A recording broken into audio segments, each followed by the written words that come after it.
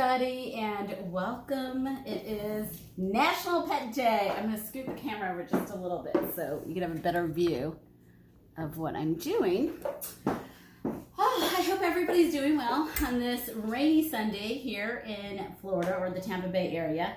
So I thought in honor of National Pet Day, I would go ahead and I would make some gluten-free dog treats because my dog loves these gluten-free treats, and they're all the ingredients in them are really good stuff, and ingredients of course that dogs can eat, including sweet potatoes.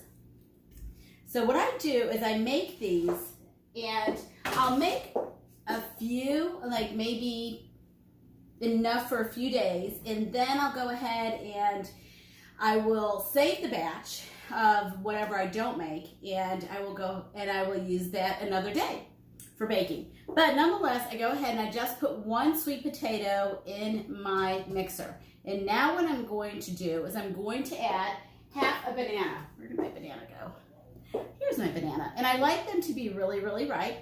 And you could add a little bit more if you wanted to. I mean, there's nothing wrong with doing that. It's really depends on, how you want to go about making the recipe. So half a banana, and I'll write this up, of course, in the post when we're all done. And after I do that, I go ahead and I'll mix it. And the reason I want to go ahead and mix the wet ingredients first is I want to get all of that together. So I hope everybody's having a great weekend. I can't believe it's Sunday already. It goes so fast. But I've had a really great weekend and prepping for trials, so that's got me busy. I did want to talk a little bit about gluten health, our health overall, our gut health and those things. So I'm going to go ahead and show you, this is what this mixture looks like right now. Okay, so that is the sweet potato and the banana only. Now what I'm going to do is I'm going to add a tablespoon of peanut butter, smooth peanut butter, and a little bit more, so probably about a tablespoon and a half. Put that in there and get that rocking and rolling as well. Once I do that, then what I'm going to do is go ahead and start adding my flour. And these are gluten-free dog treats, so not only are they really good for them because it's got sweet potato, banana, potassium, and then the peanut butter, which gives it a nice split flavor. But I'm going to add my rice flour. My oven is already preheating to 350. I'm going to add my rice flour and of course my tapioca flour. If you all have been watching me, you know that I like to add a little bit of both. Now my other trick is just a little tiny bit of some maple syrup. So we'll add that in there too. I would say a tablespoon of that as well, no more. So we're going to go ahead and I'm going to start adding the flour.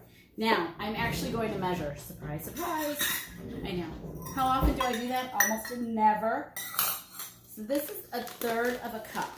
And I'm going to put a third of a cup of white rice flour into my mixture. And I'm going to start there because I don't want to put too much in initially.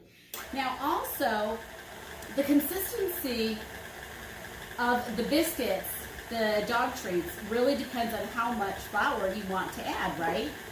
So I'm adding that in, and then I also want to add my tapioca flour because the tapioca flour is a much finer grained flour. So I'm going to add about a third of a cup of tapioca flour also. Let's put that in there. Just a little bit on this. And now what's nice about this, we've got all of this mixing together, and then what I can do, hey Charlene, I see you on there. What we can do then is go ahead and form them into little balls. Now this consistency is not quite ready. It's almost just above peanut butter. So I know I want to go ahead and add more flour. So the flour I'm going to add is going to be tapioca. So I'm going to go ahead and another third cup of flour or thereabouts. Because I'm running out of tapioca flour and getting it all over me at the same time. There we go. I'm going to add this in while it's mixing. And that should be enough to get me to the consistency that I want for these biscuits. Now, Of course, you could always use different bits. You could use, the little different shapes to form the biscuits if you want to. And this still is looser than normal. So we're going to go ahead and add one more. 1/3 of a cup of the rice flour. And get that going. I just did a batch, but it was with a smaller sweet potato.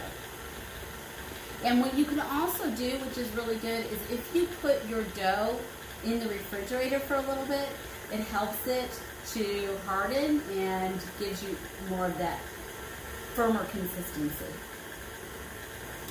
Okay, so now that I have this done, I'm going to go ahead and let's take this out of here. You get a spatula.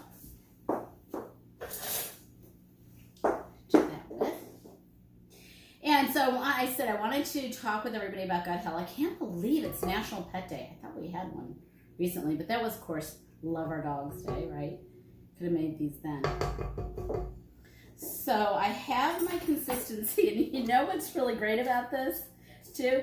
If your little ones get into them, you don't have to worry about it because it has sweet potato, banana, and peanut butter in it.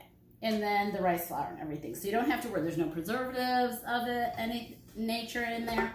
So this is what my batter looks like now, okay? And I'm going to go ahead and I'm going to form that and put that on a cookie sheet.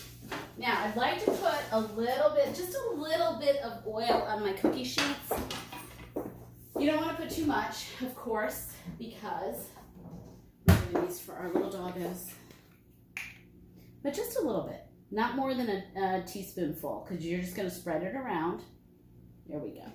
We're just going to spread it around and have it on here just so we don't have to worry about the biscuits sticking. And that's it. That's the only reason why. So we take our batter, and what I like to do is I like to form it up. Again, you could use a cookie cutter if you want to. And just form it into a little round disc, So when they want to, or when you're ready to give it to them, you just give it to them. And Mia absolutely loves these. She loves these. She will come out of her room, really, my son's room, and just come and stare and look at me. I'm like, okay, you want a biscuit, don't you? So that's what we're doing with this. And I have little discs, and then I have little pucks, and I'll show you those in a minute too. Well, what I call pucks. I know they're not real pucks because I'm not a hockey person, but pucks are round. That much I know. So these are not. So I make these rectangular, and she just eats them. She loves them. And what I really like too about this, if you're doing it, is you can also make them ahead and freeze them, or freeze the dough, whichever way you want to go with it. I wouldn't leave them out for too terribly long because, you've got the banana, you've got the sweet potato, and so I would make sure that if I were going to, if they weren't going to last for just a couple of days, I would definitely recommend either freezing some of them or definitely putting them in a container in the refrigerator. So let's talk gut health for just a minute, because as we get older, we know how important our health is to our overall well-being. Hey, Scott, I see you watch. And that's really important as we get older, especially. And the reason I want to talk about it really quickly is because what I have noticed using our Trebiotic, which is our pre, pro, and postbiotic, that I have felt so much better than I have in years. I'm going to go ahead and I'm going to pop these in real quick. And then I'll pop out the other ones in just a minute. But the sense of well-being is amazing. So I really recommend that even if it's not our probiotic or trebiotic, I don't think anybody else has a trebiotic. So if you're not using our probiotic or our trebiotic at the very least, use a probiotic. We have our probiotic, which of course I think is the best. But the sense of well-being that we have with this one is just amazing. And then the other thing is our pet collagen, okay? I give this to Mia a couple of times a week, 2 to 3 times a week, and what a difference I see in her walk, in her stamina, and in just her peppiness. So as your dogs get older, and Mia is 14 years old, so we're very blessed to still have her with our family, we have to watch that more and more. So let me show you the end result. I take these out and put them on my dish. My little hockey pucks and cylinders of doggy treats. Now these underneath are cooler, but this is what they look like. Mia! She sleeps like that. But anyways, this is what they look like. Little treats that almost look like biscuits that we could eat, which technically you could. But that's it, and then they will love them because it's, again, sweet potato, banana, and peanut butter. All dogs like that. You guys have a great rest of your Sunday, and happy National Pet Day.